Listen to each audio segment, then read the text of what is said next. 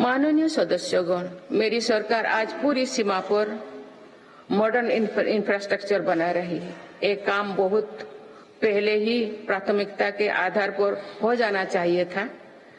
आतंकवाद हो या विस्तारवाद, हमारी सेनाएं आज जैसे को तैसा की नीति के साथ जवाब दे रही है।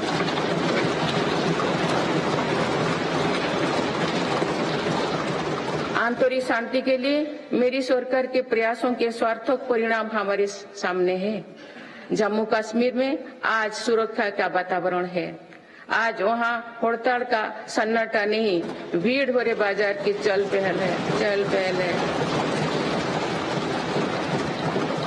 नॉर्थ ईस्ट में अलगाववाद की घटना में भारी कमी आई है। अनेक संगठनों ने स्थायी शांति के तरफ कदम बढ़ाए हैं। नक्सलवाद से प्रभावित क्षेत्र घटे हैं और नक्सली हिंसा में भी भारी गिरावट हुई है। माननीय सदस्यगण, भारत के लिए ये समय आने वाली सदियों का भविष्य लिखने का है। हमारे पूर्वजों ने हजारों वर्षों की एक विरासत हमारे लिए छोड़ी है। अपने पूर्वजों की सौगातों का आज भी हम बड़े गौरव के साथ याद करते हैं। आज की पीढ़ी को भी ऐसा विरासत बनानी है जो सदियों तक याद रखी जाए। इसलिए मेरी सरकार आज एक बड़े विजन पर काम कर रही है। इस विजन में आने वाले 5 वर्षों का कार्यक्रम भी है। इसमें आने वाले 25 साल का रोड मैप भी है। हमारे लिए विकसित भारत सिर्फ आर्थिक समृद्धि तक सीमित नहीं है।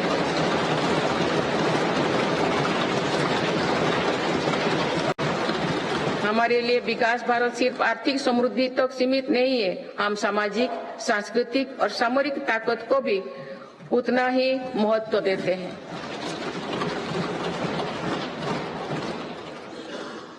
इनके बिना विकास और आर्थिक समृद्धि स्थायी नहीं रह सकती है। बीते दशकों के फैसले भी इसी ध्येय से लिए गए हैं। आज भी अनेक कदम इसी लक्ष्य के साथ उठाया जा रहे हैं। माननीय सदस्यगण, भारत के तेज विकास को लेकर आज दुनिया की हर एजेंसी आश्वस्त है। राष्ट्रीय और अंतर्राष्ट्रीय एजेंसी जो भी आकलन कर रहे हैं, उनका आधार भारत की नीतियां हैं। इंफ्रास्ट्रक्चर में रिकॉर्ड निवेश और पॉलिसी रिफॉर्म निवेशकों का विश्वास और बढ़ा रहा है।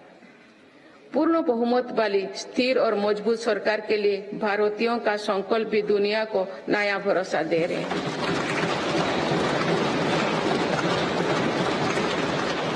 आज दुनिया को विश्वास है कि भारत ही ग्लोबल सप्लाई चेन को सशक्त कर सकता है।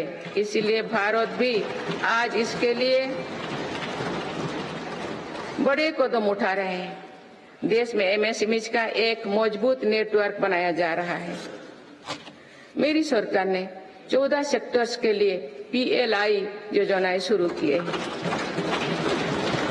इसके तहत अभी तक लगभग 9 लाख करोड़ रुपए का उत्पादन हो चुका है। इससे देश में रोजगार और स्वरोजगार के लाखों नए अवसर बने। PLI से इलेक्ट्रॉनिक्स, फार्मा, फूड प्रोसेसिंग और मेडिकल डिवाइस के सेक्टर में भी लाभ हो रहा है।